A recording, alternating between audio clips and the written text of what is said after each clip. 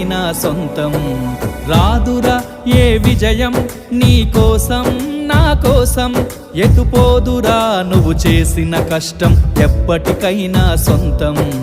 కాలంతో పయనించేవాడికి కానిది ఏముంది, సాధనతోనే సాధ్యమవ్వునని సదాశయంతో సాగర ముందుకు. రాదురా ఏ విజయం నీ కోసం నా కోసం, ఎటుపోదురా నువ్వు చేసిన కష్టం ఎప్పటికైనా సొంతం.